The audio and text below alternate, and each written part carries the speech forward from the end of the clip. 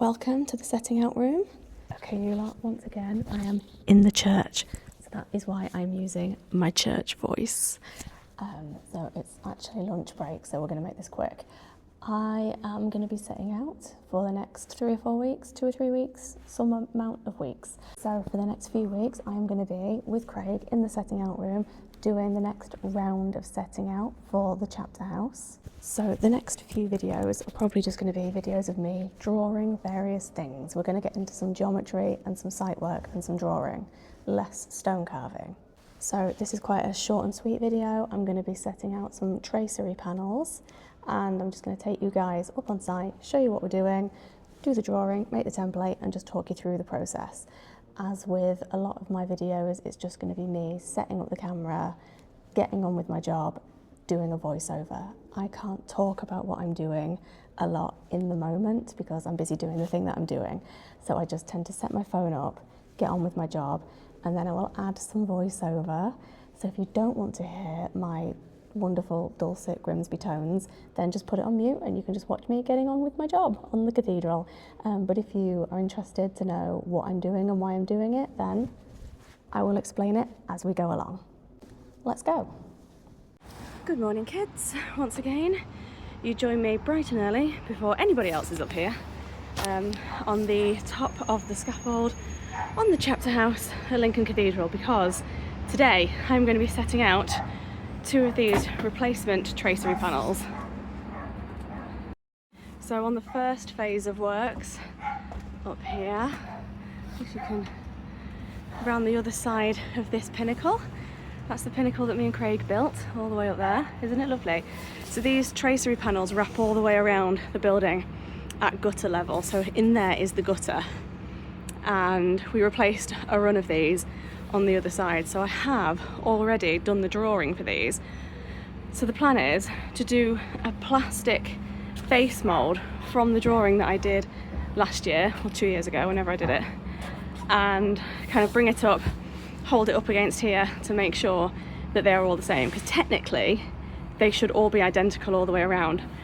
But I mean, with things like this string course, that moulding is different to that moulding. Even though it's a string course that wraps all the way around, it changes from bay to bay. So hopefully these don't change from bay to bay.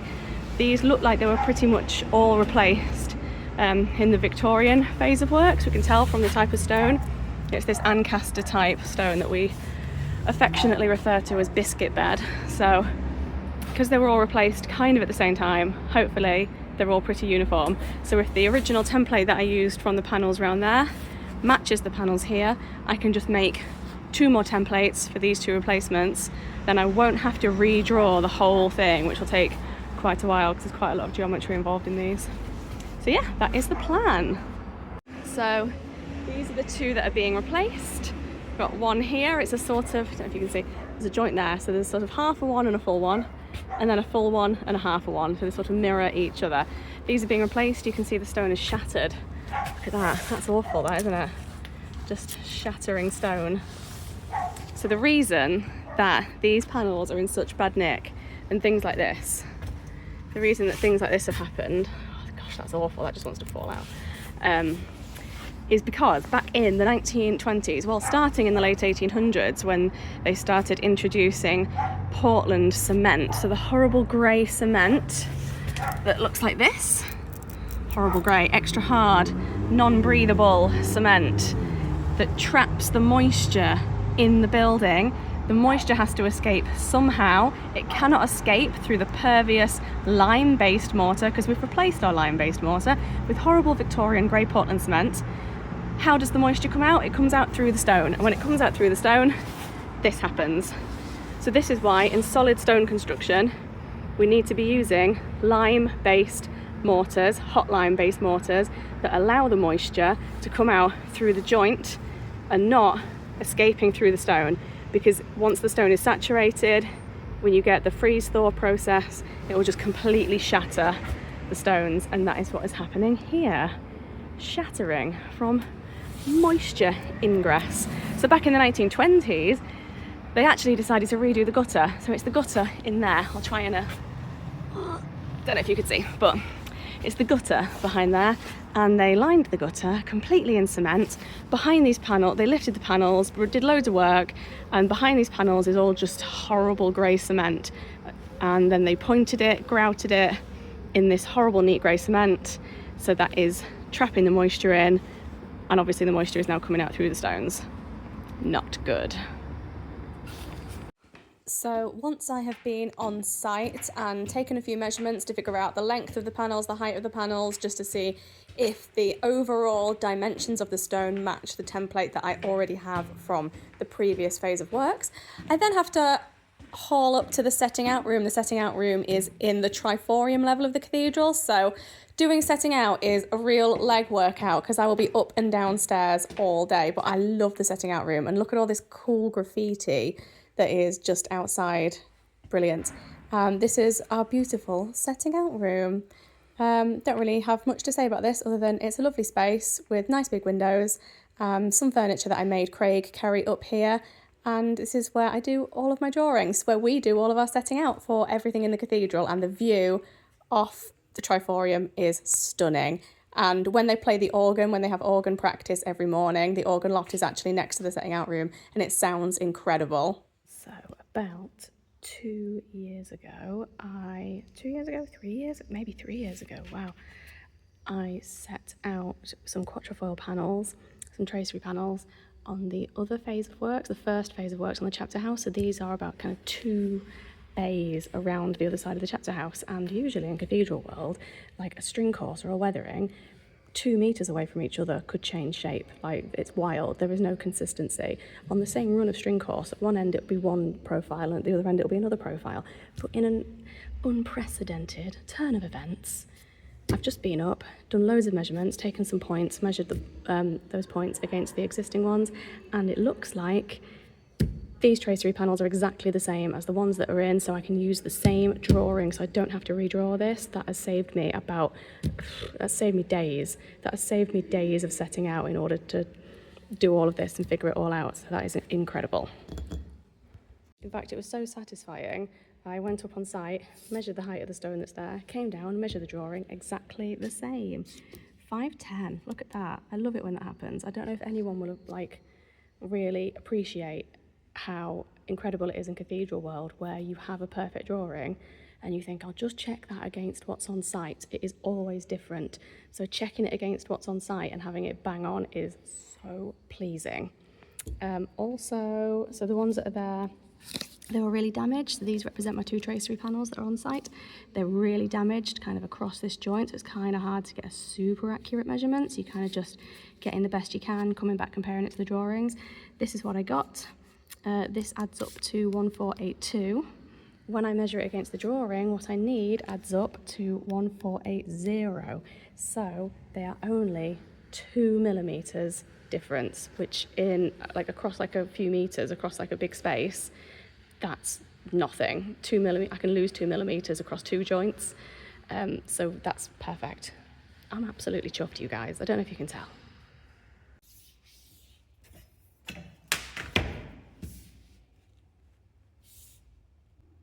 So I'm going to be using clear plastic for this one because I'm just making a face mold template, and then a couple of little sections that I will show you later. So normally we would use zinc. If we were doing something like a string course or a roll mold with a particular shape to it, or a weathering or something, we would probably use zinc if that was going to get thrown around the workshop quite a lot, because zinc is a lot more versatile. For this, it's a plastic sheet because this is going to get laid on top of the stone, and those radial points where you need to set your compasses will be kind of punctured through, and we'll use that in order to recreate this drawing directly onto the stone. So this is fully to scale, 1-to-1. I'll put all of the information on this bit of plastic that the stonemasons need in order to recreate this drawing on the stone.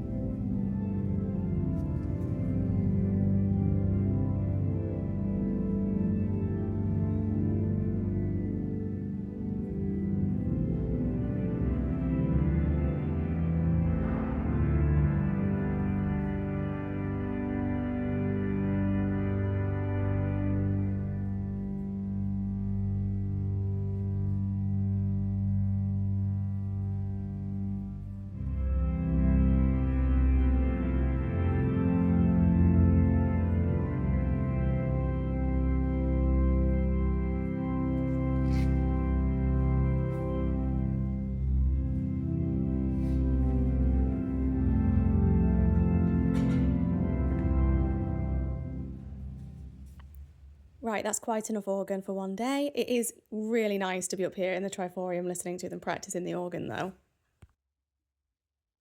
So these circles that are at the cusp of each of the points of the quatrefoil, these represent the ball flowers that are going to be carved, and you'll see that I've kind of done a pen drawing of one in the corner there just to give the mason a kind of impression of how the ball flower should look, but they will probably go on site and take a cast of the ones that are in situ as well, so there is something for the mason to copy.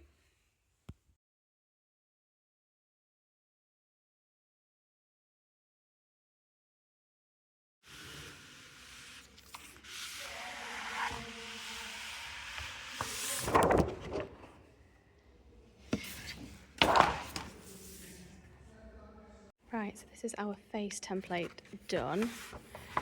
So this plastic template is what will be used on the stone down in the workshop. I just need to cut the edges off, and then I also need to make a section here because obviously this represents a sort of, well, this is like a flat, like a fillet, and then these are like cavettos that come out, so that's represented by this. So I need to make that, and that will also give the depth of the sunken panel in there for the mason. There's also different mouldings. Oh, here we go. So like the border that goes along the bottom is just a chamfer, not a cavetto, so I'll make a little template for that. But the top border is a cavetto, annoyingly, so I'll make another template for that. Then I'll do a job card, and it'll all go down to the workshop. Bish bash bosh. Okay, so we have our face mould templates for tracery panel 1 and tracery panel number 2. We have our little collection of sections. So these are the section templates for these bits and for the border up here. And then for each one there is a job card, and if you want to see some of the worst architectural drawings you've ever seen, look at the sketches on job cards. They're terrible, but they are just there to give an impression to the mason of how it should go, because obviously we've got a mirror image of each one, so we don't want to end up with two like this because they won't line up on site. So we've got tracery panel 1, tracery panel 2. So these will go down to the workshop with the job cards, and then when it's time for the stone to be worked, the mason will grab the job card and the matching template and the matching stone, and this has all of the information on it for that mason to work this stone. Magic. Right, that was quite short and sweet, that video. I hope it made some sense. I hope you all enjoyed it. I think I've got some voussoirs coming up that I'm going to set out, which requires a lot of geometry and a lot of thinking, so I'm going to make a whole video about how to set out voussoirs. There's not too many exciting stones on this phase, a lot of just string courses and weatherings, so I will see as I'm doing something that I think is interesting. I'll just set my phone up and film myself doing it. Hopefully I will be able to make some videos for you guys. So this week I'm going to be at Installer Show at the NEC in Birmingham. So on Tuesday, Wednesday, Thursday, is that the 23rd? I think it's the 23rd of June. So next week I'm going to be at Installer Show. If you would like to come and see me carving a crocket and heckle me, then please come to Installer. I will leave a link in the description. I'm also going to be at Super Trowel first weekend of August, also carving crocket, so if you'd like to come and heckle me there, I will put a link in the description. Anyway, it is lunchtime. I'm starving. Let's go for lunch.